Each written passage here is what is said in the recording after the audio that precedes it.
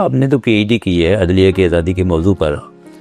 आप इसके हक़ में कितना हैं कि अदलिया को आज़ादी मिलनी चाहिए, अदलिया को कितनी आज़ादी मिलनी चाहिए? देखिए, जो अदलिया की आज़ादी का तस्वुर है उसमें सिर्फ 3 बातें हैं। पहली बात तो ये है कि जजेस इम्पार्शल हों। अच्छा, दूसरी बात ये है कि उनके काम में मुदाखलत ना की जाए, ना अंदरूनी तौर पे ना बैरूनी। और तीसरी अहम बात है कि उनके फैसलों का एहतराम किया जाए। अब देखिए, ये 3 बुनियादी असूल हैं। दुनिया के अगर आपको 190 मुल्कों के, जैसे मुझे मौका मिला उनके अदालती निज़ाम को देखने का और अदलिया की जो कारकर्दगी थी और आज़ादी थी, अगर ये 3 बातें हैं तो फिर तो इंश्योर करती है।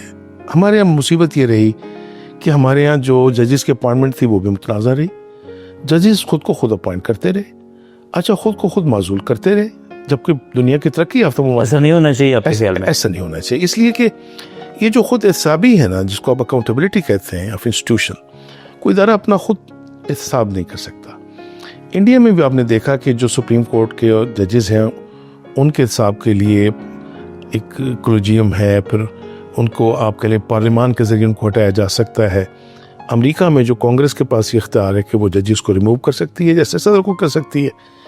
यहाँ क्या एक इदारा बना दिया गया, लेकिन पाकिस्तान की पूरी तारीख में चंद जजेस हैं जिनको उंगलियों पे गिन लें। नहीं, आप समझते हैं कि अदलिया को जो आज़ादी दी गई है मुल्क में, वो ज़रूरत से ज़्यादा आज़ादी थी और उसका उन्होंने नाजायज़ इस्तेमाल किया? देखिए, जो चीज़ें डॉक्टर साहब टेक्सचुअल होती हैं ना, वैसे लिख दी जाती हैं, उनसे ज़्यादा अहमियत इस बात की होती है कि उस लिखे हुए पे अमल कौन करता है।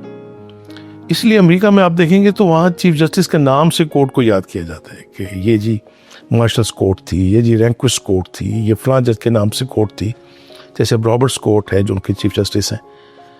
हमारे यहाँ भी जजेस जो हैं, चीफ जस्टिस साहिबान जो रहे हैं, आइन तो वही था, अख्तियारात भी वही थे जो लिखे हुए थे।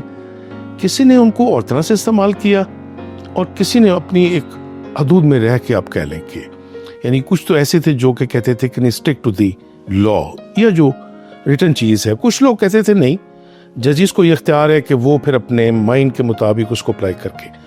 मैं कहता हूँ इससे खराबी हुई। और ख़ुसूसन ये जो पिछले अदवार थे ना, जब पार्लियामान का कोई मामला आता था, आपने देखा सुस्त अदालतों को ख़त लिखने का मामला कितना कंट्रोवर्शियल हुआ, बार बार अदालत के सामने जाना पड़ता था।